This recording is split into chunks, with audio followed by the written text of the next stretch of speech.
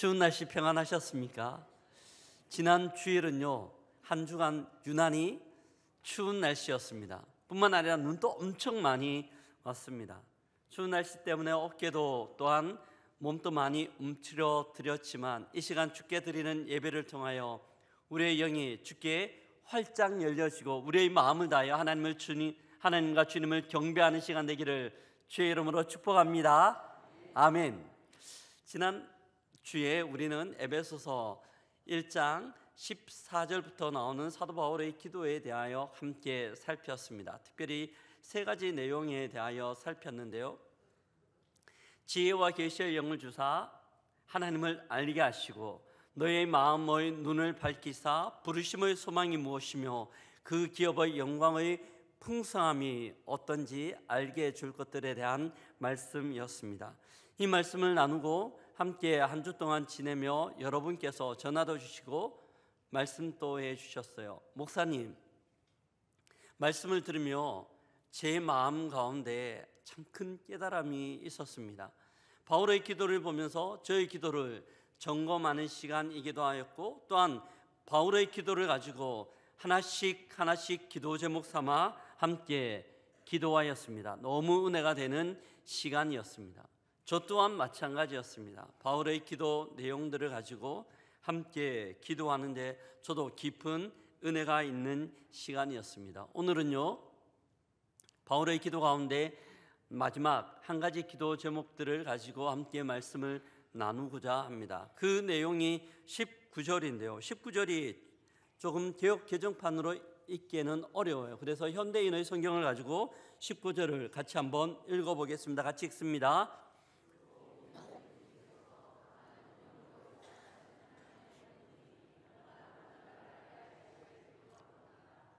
아멘. 사도 바울이 기도합니다. 또 믿는 우리 속에 강한 능력으로 역사하시는 하나님의 권능이 얼마나 큰가를 알게 하시기를 원한다라는 기도 제목이에요. 하나님께서 우리 속에서 역사하시는데 그 하나님의 권세, 권능이 얼마나 큰지 알게 해달라고 하는 요청의 기도입니다. 근데 사도 바울이 본문에서 사용하고 있는 권능이라는 단어는요, 헬라어로 다이나미스라는 단어를 사용합니다. 특별히 이 단어는 흔히 우리가 어떤 폭발물을 이야기할 때 다이나마이트라고 이야기하는데 이 다이나마이트의 원이에요. 그 단어가 시작된 출발점이라고 할 수 있겠습니다. 다이나마이트 엄청나죠. 강한 반석도 터뜨리고 큰 건물도 폭발할 때 다이나마이트를 사용하기 때문입니다. 그 엄청난 능력들이 우리 속에 있음을 고백하고 있습니다. 근데 사도 바울은 이 능력이라는 단어만으로도 엄청난 의미를 갖고 있는데 여기다가 이 능력이라는 단어를 수식하는 것들을 몇 가지 사용하고 있어요. 본문에 보면 강력, 힘, 역사하심, 지극히 크심이라는 표현들을 반복적으로 사용하며 우리 속에 있는 능력이 강력함을 드러내고 있습니다. 이것은 물리적인 힘뿐만이 아니라 영적인 힘까지 함께 포함하고 있는 은혜라고 할 수 있겠습니다. 바울은 기도하는 것처럼 강력한 능력을 갖고 계신 하나님은 우리 속에서 역사합니다. 우리에게는 무엇과도 비교할 수 없는 하나님의 능력이 절대적으로 필요합니다. 논쟁의 여지가 없는 신학적 진리입니다. 그럼에도 불구하고 하나님의 능력들이 우리 속에서 필요하고 그 은혜로 우리가 살아갈 수고 또한 주의 몸된 교회가 세워짐에도 불구하고 현대교회와 우리의 삶의 모습들을 보면 이 능력이 얼마나 강력하게 나타나고 있는가에 대하여 의문점이 듭니다. 오히려 이 능력보다는 우리의 눈에 보이는 능력들을 더 쫓거나 그것을 의지하는 우리의 모습을 종종 보는 거죠. 사도 바울이 에베소서를 쓸 때 초대교회죠. 이 당시 가장 강한 능력이 있다라면 로마 황제의 고난이었습니다. 로마 황제의 한마디면 온 나라가 움직이기도 하고 죽을 수밖에 없는 사람을 살리기도 하였으며 또한 수많은 것들이 이루어졌기 때문이에요. 심지어 황제의 말 한마디 때문에 로마에 살고 있는 모든 유대인들은 떠나라! 이 일방적인 명령이었어요. 이 일방적인 명령 때문에 로마에서 터를 잡고 장사하고 모든 것들을 갖추었던 유대인들이 한순간에 떠나야 했습니다. 그 떠났던 사람들 중에 하나가 브리스길라와 아굴라였어요. 나중에 사도 바울하고 만났던 복음 전도자이죠.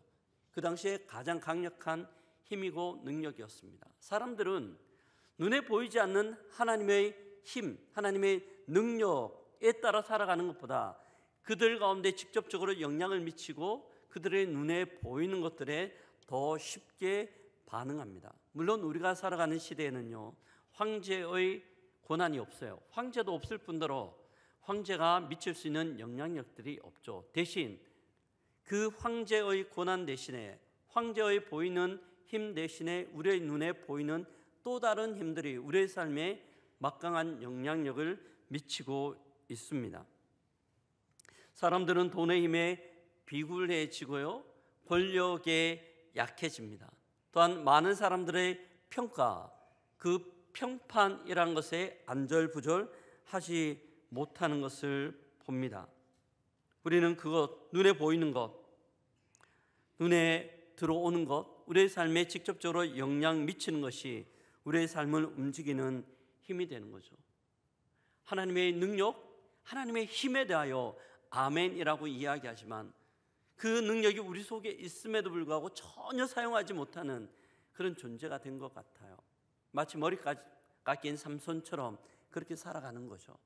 마치 이런 모습은요, 안데르센이 지은 미운 오리 새끼의 동화책과 흡사하지 않는가 생각합니다.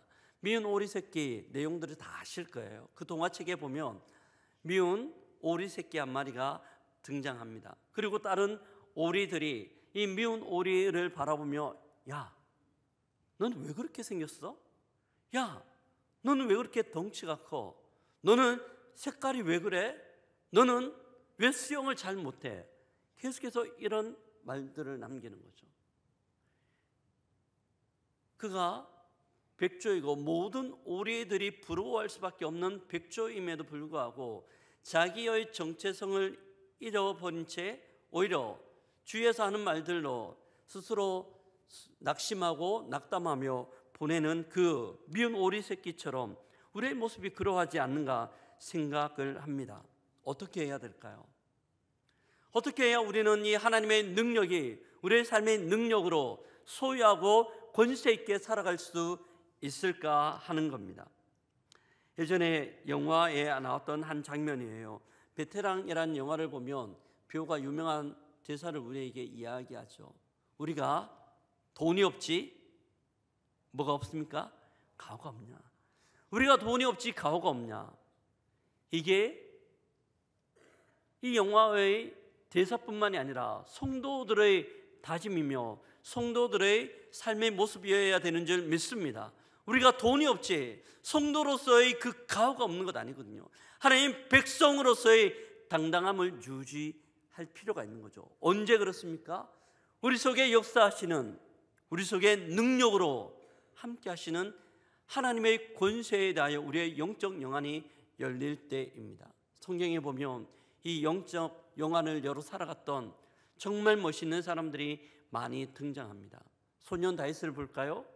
하나님을 모욕하는 그 거대한 골리앗을 바라보며 전혀 주눅들지 않아요. 달려가며 외칩니다. 너는 칼과 창과 단창으로 내게 오거니와 나는 만군의 여호와의 이름으로 내게 가노라. 아멘. 너무 멋있지 않나요? 또한 우상에게 절하지 않으면, 또한 하나님께 기도하면 사자굴 속에 던져진다는 것들을 알고 있었음에도 불구하고 다니엘은 여전히 습관을 쫓아 예루살렘을 향하여 하루에 3번씩 기도하는 담대함들이 있었습니다. 에스더는 어떤가요? 죽으면 죽으리라, 죽으면 죽으리라. 영적 기백을 가지고 죽게 금식하며 기도하며 나아가는 것을 봅니다. 어떻게 이런 일이 가능할까요? 자기의 연약함을 고백해야 돼요. 나는 아무것도 아닙니다. 나는 아무것도 아닙니다. 하지만 나와 함께 하신 하나님은 능력이 있습니다. 내 속에 계신 성령 하나님은, 내 속에 계신 하나님은 권세 있는 줄 믿습니다. 그 권세로 눈에 보이는 억압과 눈에 보이는 권세 가운데서도 주님이 친히 우리를 지키시고 보호하는 것들에 대한 확신과 그 하나님의 능력을 볼 수 있는 영적 통찰과 안목들이 필요한 거죠. 사도 바울은 이것을 알았기에 주께 기도합니다.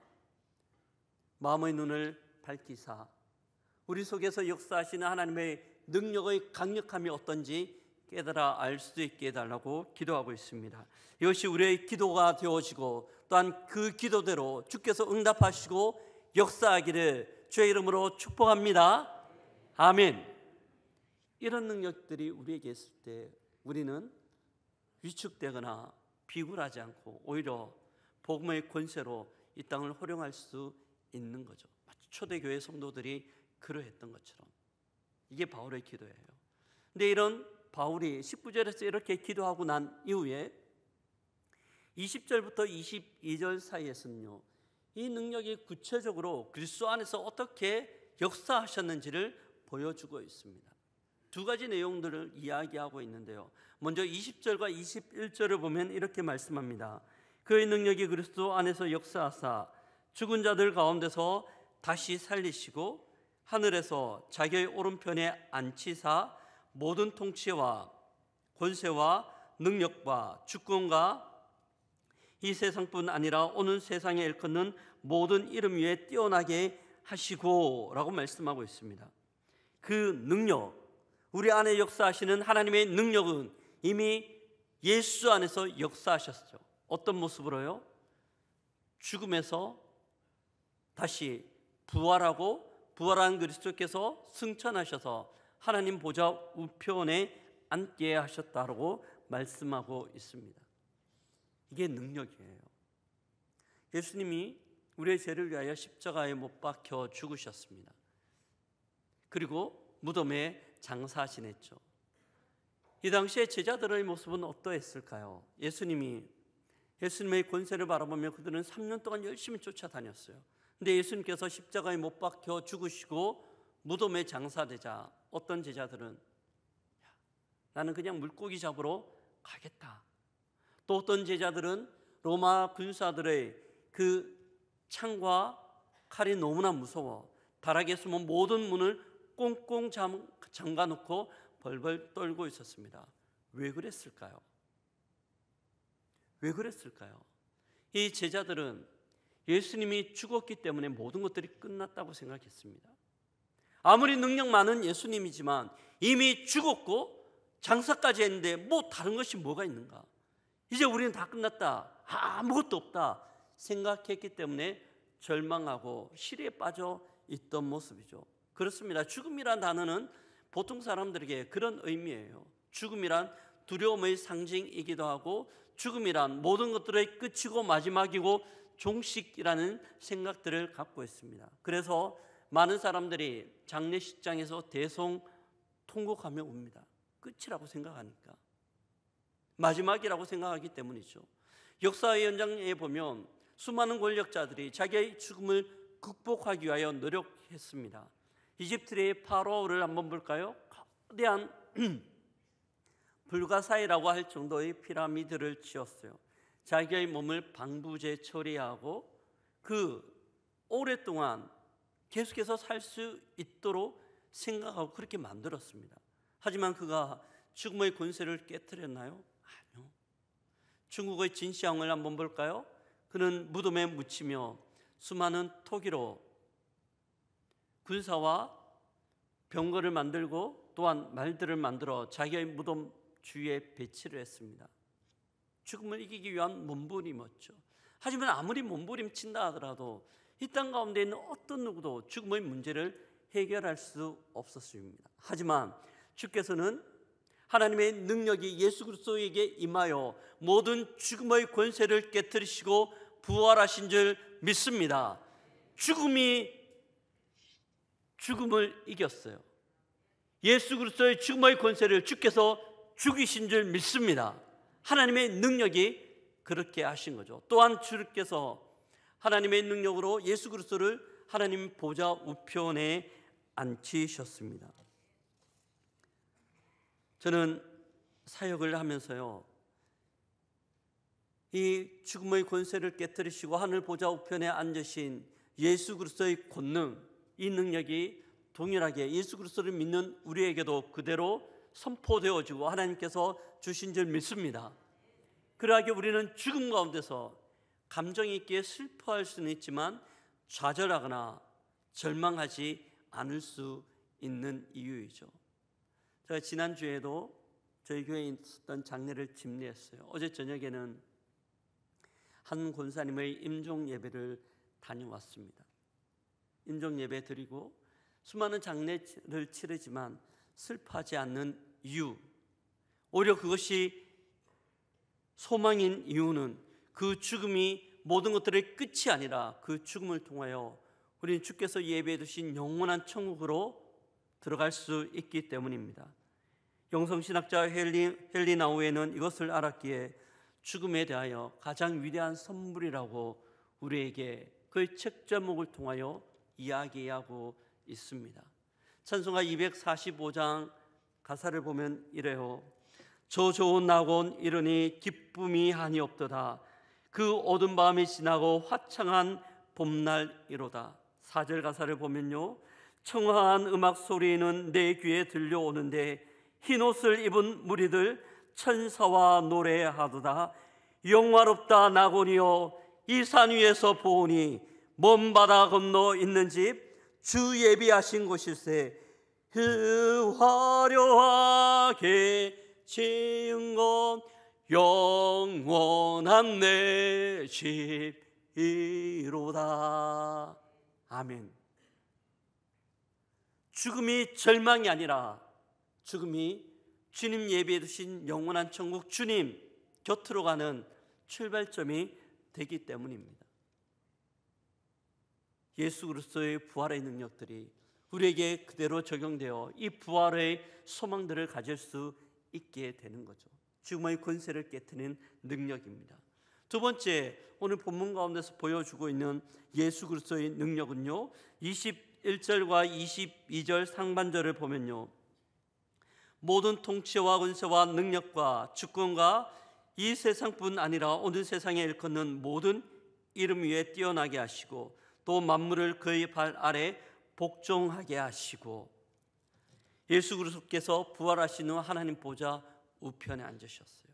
하나님은 그의 능력으로 이 땅 가운데 있는 모든 권세들과 모든 능력들과 하늘과 땅에 있는 모든 것들을 예수의 이름에 무릎 꿇게 하시고 복종케 하신 줄 믿습니다.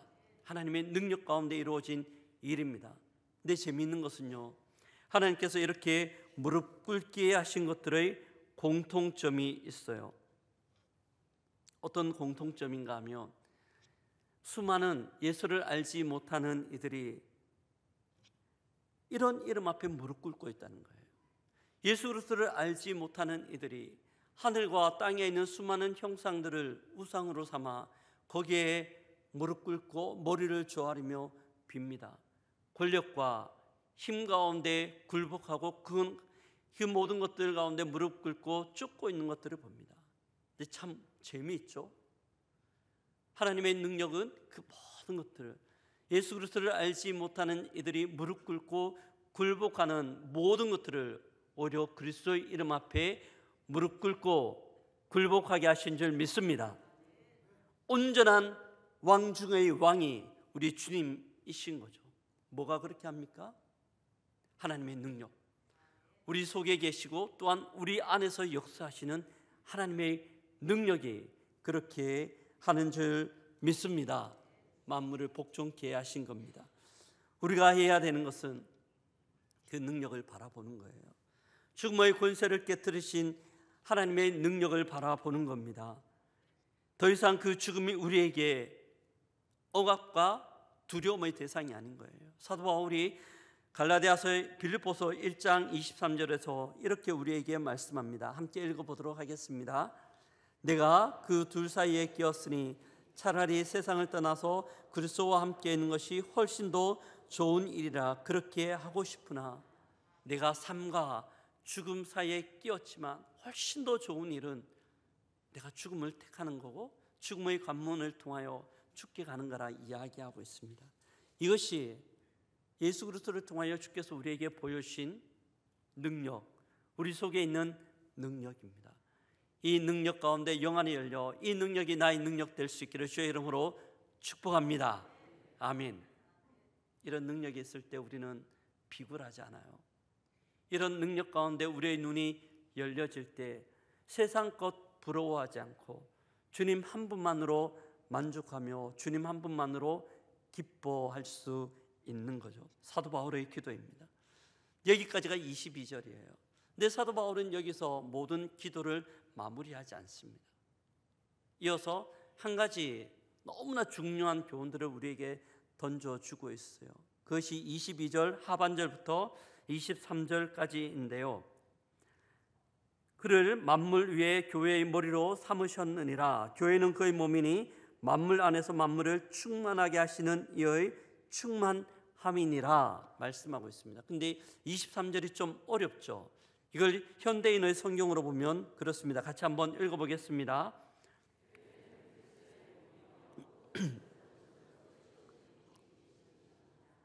아멘. 한 번만 더 읽겠습니다. 그리스도의 몸이며 모든 것들을 넘치도록 채우시는 분이 계신 것입니다. 아멘. 예수 그리스도 만물이 무릎 꿇고 만물을 통치하는 그 그리스도께서 교회의 머리가 되셨습니다. 또한 교회는 그의 몸이라고 이야기하며 주님은 교회를 통하여 모든 것들을 넘치게 하시고 충만함으로 채우신다라고 우리에게 말씀하고 있습니다. 사랑하는 성도 여러분, 이게 교회입니다. 이게 교회예요. 교회는요, 만물 가운데 만물의 충만함을 이끌어내는 것, 상처받고 찢기고 죄로 인하여 고통하는 세상을 치유하고 회복하고 충만함으로 채워나가는 것이 교회인 줄 믿습니다. 예수 그리스도께서 머리 되시기 때문에 그 주님으로 인하여 교회는 그 역할, 그 영광, 그 기쁨을 함께 누리는 거죠. 어떤 것도 폄하할 수 없는 교회의 영광이 우리에게 주어졌습니다. 이것이 교회입니다. 그런데 문제는 현 시대의 교회를 보면 그런 모습들이 잘 느껴지지 않는다는 겁니다.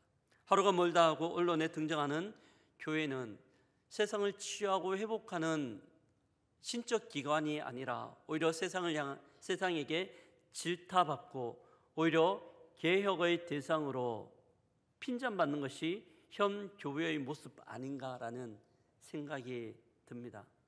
어제였어요. 사무실에서 설교를 마무리하고 있는데 인터넷 뉴스를 잠깐 보다가 갑자기 마음이 심내 철렁하는 그런 일이 하나 있었습니다. 뉴스 타이틀에 아주 부정적인 내용들을 이야기하며 그 뒤에 한 단어가 나오는데요. 목사방이었습니다. 주님, 뭡니까? 주님, 다시 교회가 욕을 먹겠군요.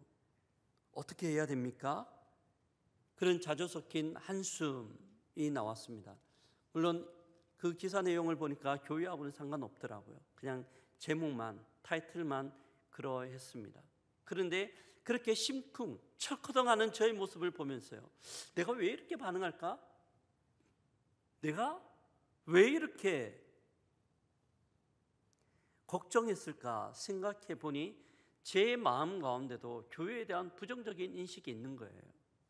언론에 등장하는 교회를 보면 긍정적인 내용보다는 부정적인 내용들이 훨씬 더 많기 때문에 제 가운데도 이미 이 땅 가운데 교회는 부정적인 내용으로 오리엔테이션 되어 있는 것을 봅니다. 긍정의 말보다는 부정의 말들이 훨씬 더 많은 거죠. 왜 이렇게 되었을까요? 왜 이렇게 되었을까요? 어떻게 해야 될까요? 하나님의 그 영광과 영화로움을 어떻게 회복할 수 있을까 하는 질문입니다. 이 질문을 가지고 고민하던 중에 전에 읽었던 책 한 권이 생각났습니다. 미국의 유명한 기독 저술가이며 목회자인 오스 기니스가 쓴 선지자적 반시대성이란 책이 생각났습니다. 선지자적 반시대성이란 책인데요, 책의 내용을 보면 시대의 요구에 타협하여 살아가는 그리스도인이 아니라 선지자적 사고를 가지고 시대를 대항할 것들을 우리에게 요청하고 있습니다. 많은 성도들이 이 시대를 살아남기 위하여 시대와 타협해야 되고 시대 안으로 들어가야 된다는 명목 안에 시대의 모난 부분, 부정적인 것들을 흡수해 버린 현대교회와 그리스도인의 모습 가운데서 다시 한번 그것을 떨쳐내야 됨을 우리에게 강력하게 주장하고 있습니다. 예수님은 우리를 향하여 세상 안에 있지만 세상에 속하지 않았다고 말씀합니다. 너희는 세상 안에 있지만 세상에 속하지 않았다고 말씀함에도 불구하고 우리는 이미 세상에 속해버렸어요. 세상에 속해서 세상이 이야기하는 것들, 세상이 주장하는 것들에 귀를 기울이고 그것을 은연중에 쫓고 있는 것 아닌가 생각합니다. 사도 바울은 갈라디아서 1장 10절에서 강력하게 우리에게 이런 말씀을 하는데요, 같이 한번 읽어보겠습니다. 이제 내가 사람에게 좋게 하랴 하나님께 좋게 하랴 사람들에게 기쁨을 구하랴 내가 지금까지 사람들의 기쁨을 구하였다라면 그리스도의 종이 아니니라. 이제 내가 사람을 좋게 하랴 하나님을 좋게 하랴 사람을 좋게 하였다라면 나는 하나님의 종이 아니라라고 이야기합니다. 우리는 하나님의 백성 그리스도의 종인 줄 믿습니다. 세상 눈치 보는 것이 아니라 그것 가운데 기웃기웃거리는 것이 아니라 좀 먹을 것 없나 싶어 그것을 어슬렁거리는 자들이 아니라 하나님의 사람이 되어 당당하게 맞서는 사람이죠. 작년이었어요. 저희 마음 가운데 참 감사함이 있는 내용이 하나 있습니다. 올림픽 기간이었습니다. 올림픽 개막식 공연 보시면서 여러분 어떠셨습니까? 전 굉장히 화가 났었는데요, 여장을 한 남자 주위에 트랜스젠더 여러 명이 함께 모여 한 공연 퍼포먼스를 했습니다. 근데 그 퍼포먼스는 예수님이 보여주신 최후의 만찬을 흉내낸 그런 퍼포먼스였습니다. 기독교에 대한 완전한 조롱이죠. 그 공연이 있고 난 이후 수많은 사람들이 고민했습니다. 어떻게 반응해야 되는가? 어떻게 해야 될까? 어떻게 해야 될까? 그 고민 중에 한 미국의 회사가 한 모습들이 신문 지상에 실렸습니다. CS 파이어라는 회사의 모습인데요, 이 CS 파이어는 올림픽을 계기로 회사의 부흥을 위하여 전면 광고, 올림픽 기구하고 협약을 맺고 광고를 진행하고 있었습니다. 엄청난 돈을 지불했죠. 사업하는 분들에 따르면 가장 광고 효과가 많이 나는 게 두 가지가 있다고 이야기해요. 올림픽 경기하고 월드컵 경기. 그 중에 하나 올림픽에 막대한 예산을 지불하고 광고를 내기 시작했습니다. 근데 이 공연을 보고 난 이후 회사에서 올림픽 기구에 연락을 했습니다. 저희 광고 내려주십시오. 더 이상 저희 광고를 하지 않아 주셨으면 좋겠습니다. 엄청난 결정이었죠. 그가 광고비로 지불했던 모든 것들을 포기하고 또한 광고를 통하여 얻을 수 있는 이익까지 포기한 채 내린 결정이었습니다. 많은 사람들이 궁금해했어요. 왜 그렇게 했습니까? 왜 그런 결정을 했습니까? 이 질문에 대하여 회사에서 입장문을 하나 냈습니다. 올림픽에 참가해서 열심히 노력하는 선수들, 우리는 그들을 지지하고 지원합니다. However, 그러나 그럼에도 불구하고 we will not be part of the offensive. 우리는 절대로 이 사람들의 너무나 공격적이고 허용할 수 없는 일들을 받아들일 수 없습니다. 예수 그리스도의 최후의 만찬을 조롱하는 것들을 우리는 용납할 수가 없습니다. 이것이 그들의 입장이었어요. 모든 이익과 금전적 손해를 감내하며 복음의 진리 가운데 서기 위한 결단이고 그들의 각오였습니다. 사랑하는 성도 여러분, 저는 이런 시대의 이윤을 무시하고 때로는 자기 얼굴에 목치를 당하면서까지 이렇게 살아가는 신앙인이 있다는 것이 너무나 감사하고, 저 또한 그 대열 가운데 서고 싶은 열망들을 품게 되었습니다. 사랑하는 성도 여러분, 우리의 모습은 어떻습니까? 우리 교회의 모습은 어떻습니까? 교회는 오염된 만물을 깨끗게 하고 충만케 해야 되는 역할과 소명을 부여받았습니다. 그러하지만 이 보배로운 교회가 오히려 오염되고 또한 오물로 뒤덮여져 있습니다. 세상을 변혁해야 하는 교회가 오히려 세상 가운데 동화되어 가고 있는 모습들을 종종 봅니다. 어떻게 해야 될까요? 다시 회복해야 되죠. 다시 그리스도의 영광, 교회의 영광, 하나님의 은혜를 선포하는 교회로 나가야 될 줄 믿습니다. 어떻게 그렇게 할 수 있을까요? 교회는 보화예요. 보화 가운데 오염이 있고 때가 묻어 있다고 해서 그 보화를 버리는 사람은 아무도 없어요. 깨끗하게 오물을 털어내고 씻어서 다시 보배롭게 빛을 발할 수 있도록 하여야 되는 거죠. 교회도 마찬가지입니다. 복음의 진리로 다시 씻겨내고 보혈의 피로 다시 정결케 할 때 교회는 하나님의 영광, 세상을 충만하는 그리스도의 아름다운 신부로 세워질 줄 믿습니다. 사랑하는 성도 여러분, 백조가 언제 자기의 정체성을 확인할 수 있었을까요? 사람들의 말을 들을 때 아니요. 옆에서 이야기하는 다른 오리들의 이야기에 귀를 기울일 때 아니죠. 백조는 수면 위에 비친 자기의 모습을 볼 때 가능했습니다. 수면 위에 비친 자기의 모습을 볼 때 자기의 정체성을 발견하고 창공을 향하여 높게 비상하는 모든 오리들이 부러워하는 백조의 날개를 펼칠 수 있었습니다. 교회도 마찬가지예요. 진리 대신 주의 말씀 가운데 집중하고 보혈의 능력들을 회복하며 주의 영광을 선포하며 나갈 때, 참 예배자로 우리가 우리의 삶의 자리에 설 때 세상은 교회를 바라보며 절대 폄하할 수 없는 두려움의 대상이 되며 오히려 세상을 향하여 치유하고 회복하는 자로 서게 될 줄 믿습니다. 우리가 감당해야 되는 역할입니다. 사랑하는 성도 여러분, 여러분들에게 교회는 어떤 것입니까? 우리에게 교회는 어떤 것입니까? 물론 많은 사람들이 모였기 때문에 이런 일 저런 일 참 많습니다.